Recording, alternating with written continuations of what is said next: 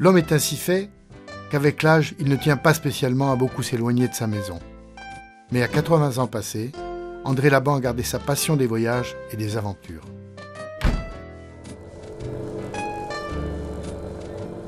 André Laban a une spécialité. Il peint sous la mer.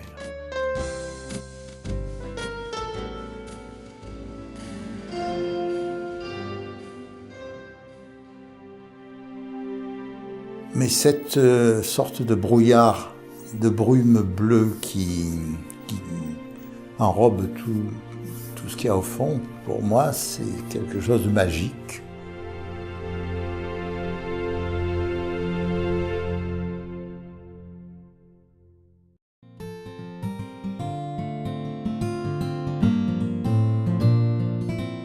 Dès sa jeunesse, André s'est pris de passion pour la peinture. La mer l'a toujours attiré, mais c'est dans la chimie qu'il poursuit ses études. En sortant de l'école de chimie de Marseille, il apprend que la Calypso, à quai dans le Vieux-Port, a besoin d'un ingénieur. Il rencontre Cousteau, qui lui propose une semaine d'essai. Et le destin a voulu que cette semaine s'étire sur 21 ans. Cousteau se doutait que cet homme trouverait la solution adéquate aux tâches les plus difficiles qu'il lui confierait. C'est ainsi qu'à la tête du bureau d'études, l'OFRS, il a étudié et fabriqué avec une petite équipe des scooters sous-marins, des appareils étanches de toutes sortes. Après un caisson pour immerger une caméra de télévision, ce fut le tour de caméra 35 mm pour le film Le Monde du Silence, qui reçut la Palme d'Or à Cannes et l'Oscar à Hollywood. Avec le temps, j'ai appris le cinéma en regardant opérer Jacques Ertaud, Louis Malle, Edmond Séchant, Pierre Goupil, Jacques Renoir. Et pour le montage, c'était Georges Alépée et André Verlin.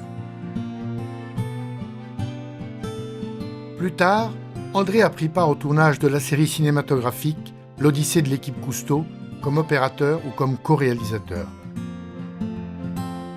Pendant ces années, il a été l'un des pilotes de petits sous-marins monoplaces jusqu'à 500 mètres, engin héritier de la soucoupe plongeante, conçue et construite par André Laban avec Jean Mollard.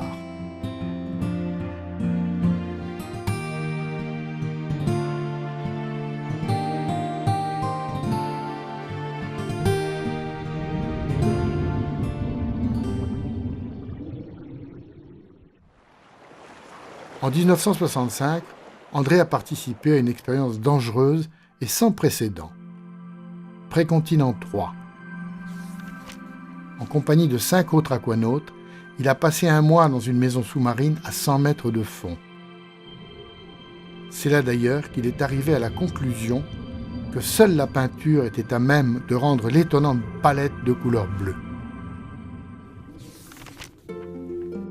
Et bientôt, André s'est mis à peindre des tableaux sous la mer.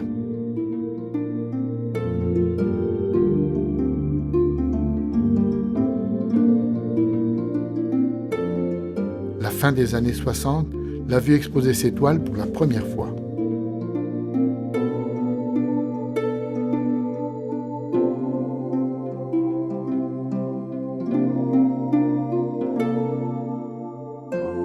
Pour André, la plus belle critique est celle d'un plongeur qui dit en regardant ses tableaux « Je me sens au fond ».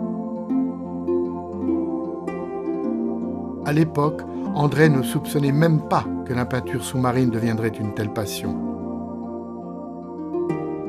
À chaque occasion, il plongeait et peignait une toile.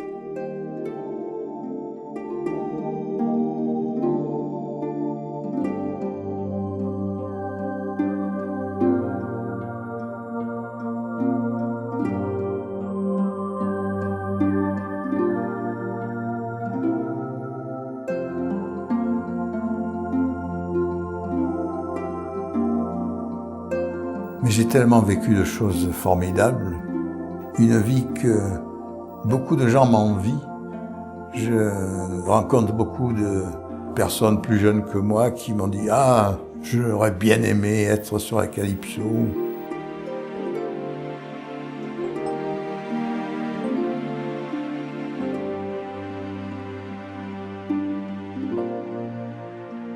Pour André, travailler sous les ordres de Cousteau n'était pas pénible. Au contraire, il parle même de passion.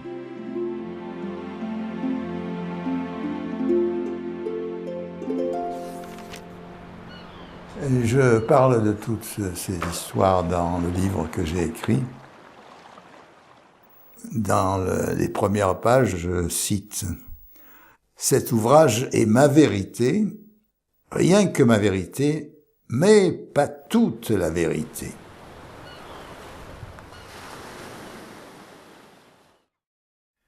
C'est qu'il y a des choses qui ne sont pas faciles à dire et d'autres qu'il vaut mieux ne pas dire.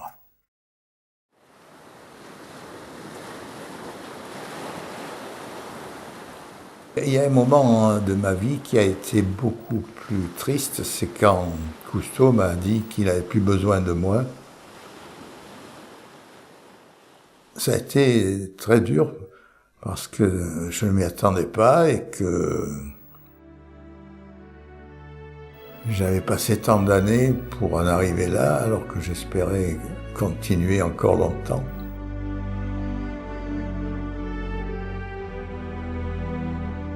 Ça m'a été très, très pénible. Et même après des années et des années, je ressens encore.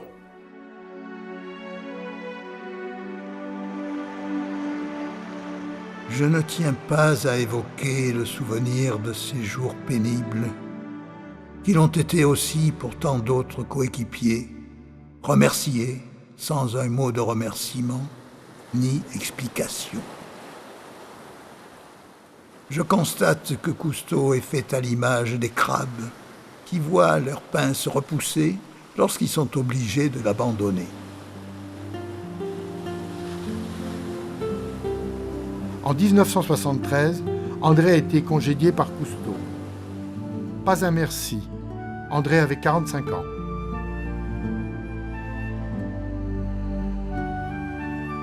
Il m'a fallu des mois et même des années pour me faire à l'idée que cet épilogue n'était pas un mauvais rêve.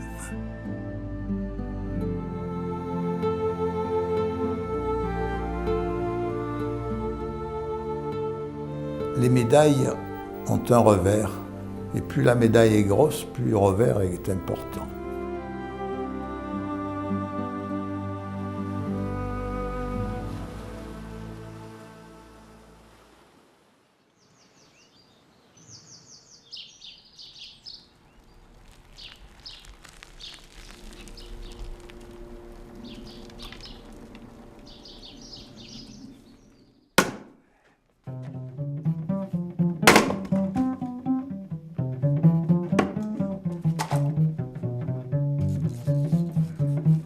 Après cette brusque rupture et un certain temps sans travail, il a créé avec son épouse, dans une ancienne ferme, un restaurant baptisé le Sous-Marin Bleu.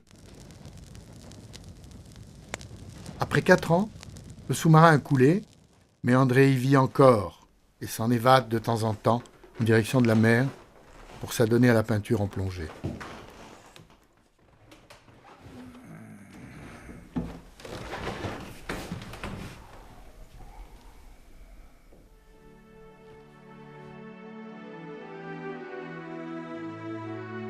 J'ai découvert sous la Calypso un monde qui n'est pas un monde de silence, mais un monde fluide, dense, bleu, dans lequel tout le corps se trouve comme en apesanteur grâce à la poussée d'Archimède.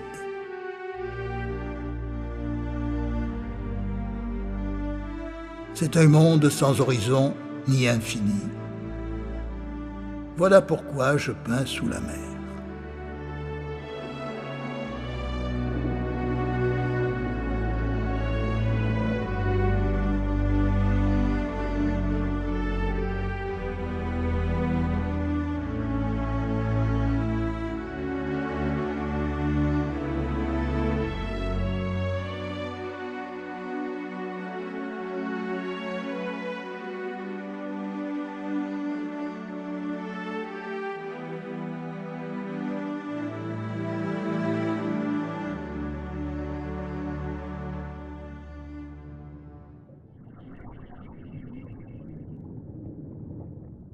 Je préfère travailler entre 10 et 25 mètres de fond.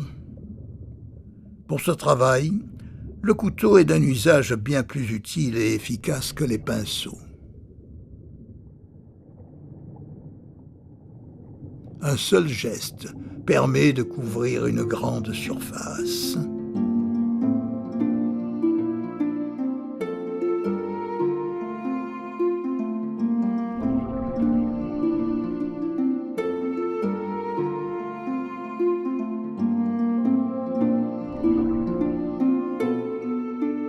La toile terminée, je remballe mes outils et remonte en surface. Une fois sur le pont, je rince à l'eau douce, puis viendront les retouches et la finition.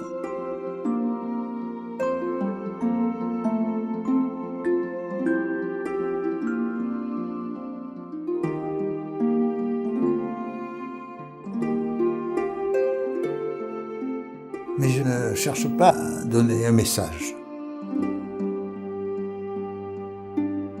C'est pas dans mon esprit de dire voilà ce que je laisse à l'humanité. Chacun y voit ce qu'il veut. Je fais mon tableau pour moi. Après, si j'ai le courage de le mettre en public, c'est un peu de moi qui est en public.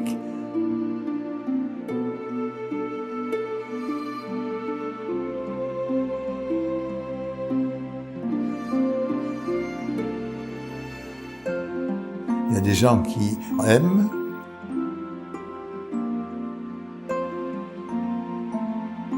Ceux qui n'aiment pas ne disent rien.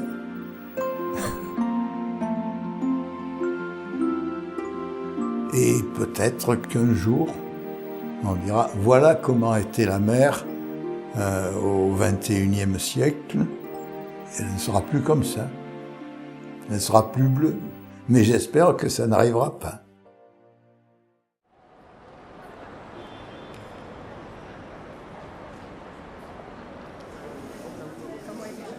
Je préfère être le premier dans mon village que le deuxième à Paris. Alors, j'ai justement un livre sur la calypso, là. Il est pour vous, celui-là.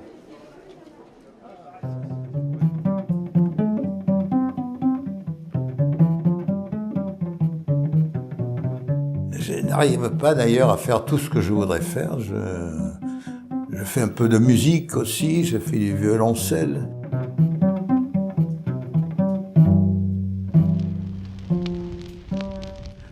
J'essaie, quand je suis chez moi, de jouer tous les soirs une demi-heure ou une heure pour ne pas perdre le peu que j'ai appris.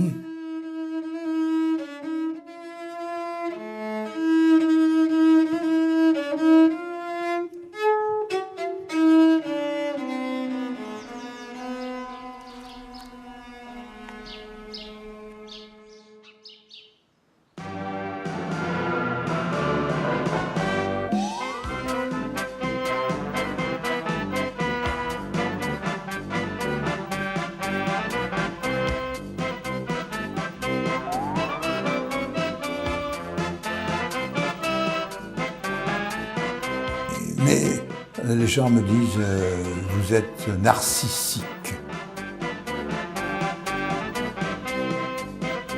Mais dans ce cas, c'est uniquement pour m'amuser et trouver des situations à la fois un peu inattendues, plus ou moins comiques, qui fassent sourire. Et le but est atteint puisque quand je les montre à des amis, ça les fait rire.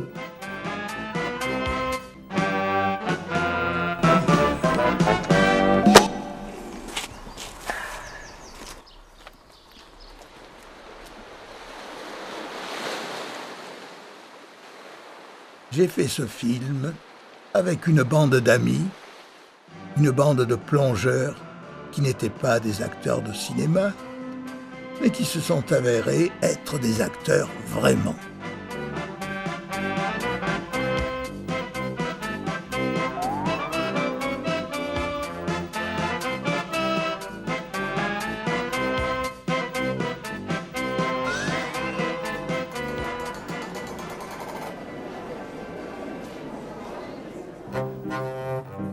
J'ai fabriqué un piano à queue, j'ai fabriqué une contrebasse, des pièces d'or.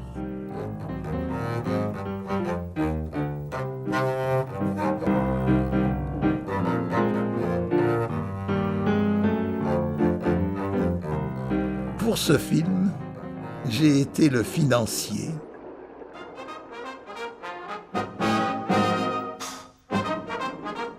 Et je n'aurais pas pu le faire sans aide extérieure,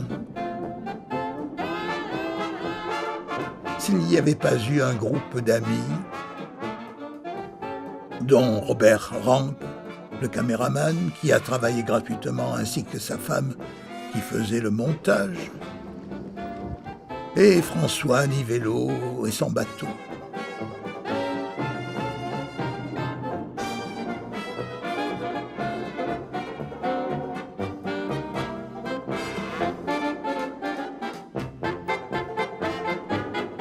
C'est le miracle de l'amitié, de la gentillesse et aussi de la connaissance de la mer, de la plongée et de la caméra. Finalement, ça s'est bien passé. Et le résultat est là, puisqu'on a eu à Antibes la Palme d'Or.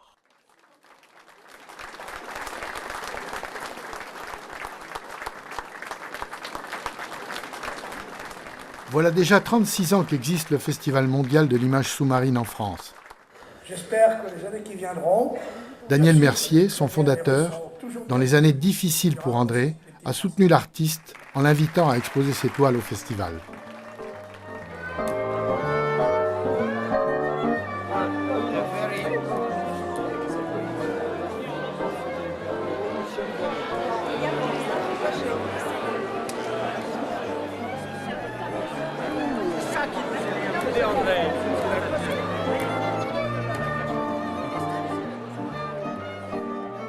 Parfois, on me demande « Mais vous n'êtes pas lassé de faire toujours le même tableau ?»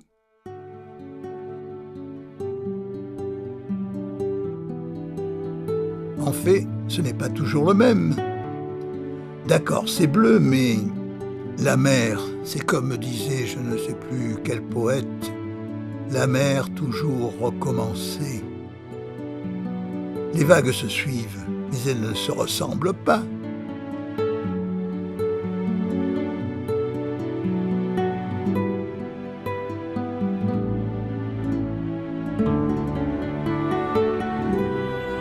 J'ai entendu dire par plusieurs personnes que mes toiles apportaient de l'énergie. Je suis un peu dubitatif, parce que j'apporte une image de ce que je vois.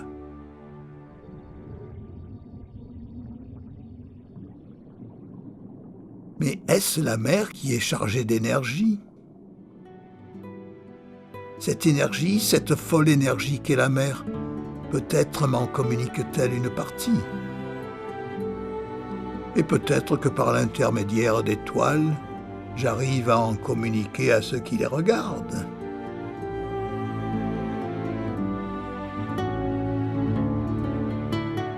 C'est possible, mais je n'en sais rien.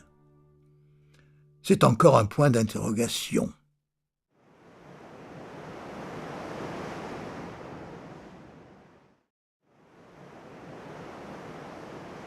Le principe pas le principe, mais l'idée du film, c'est de dire que la vie est un long fleuve tranquille qui se jette dans la mer. Et dans la mer, on retrouve des hommes célèbres, ou même des hommes non célèbres, qui, en principe, vivent leur deuxième vie après la mort.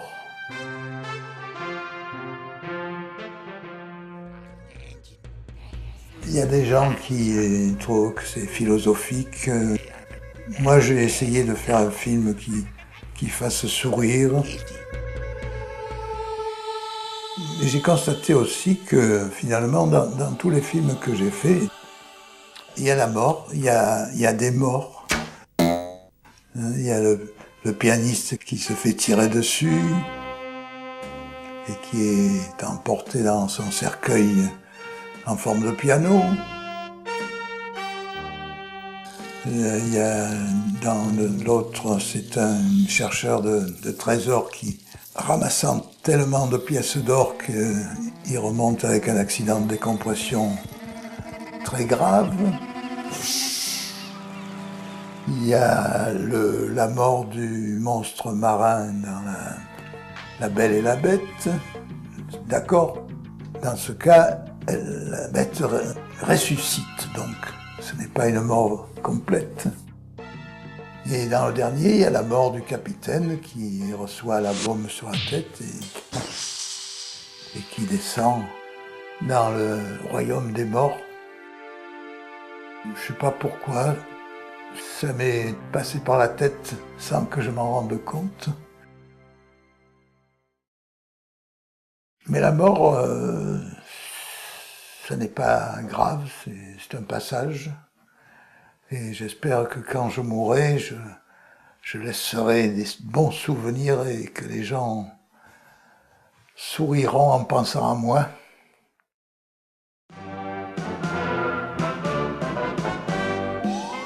Il faut mettre de l'humour dans la vie et j'espère que j'en ai mis un peu.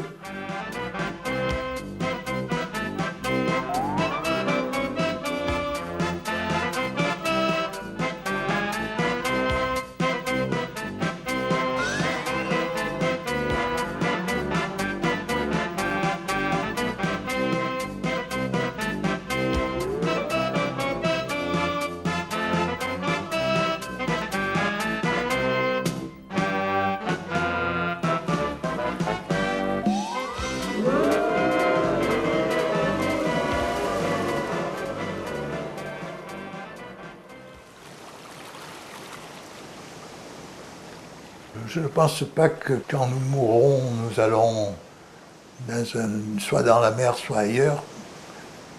On va disparaître, sauf dans le souvenir de nos amis, de nos parents, et c'est ça qui reste. C'est pas des cendres, c'est le souvenir qu'il y en a dans le cœur.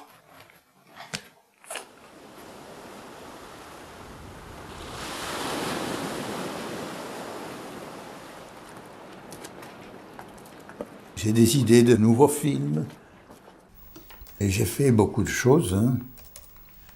J'en ai encore en projet.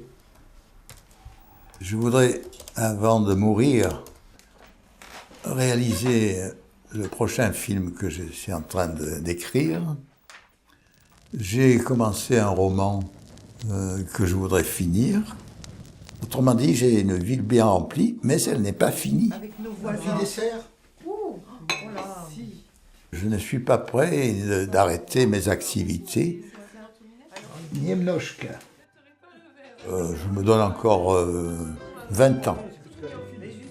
Bon alors, na zdarowie. Na zdrowie.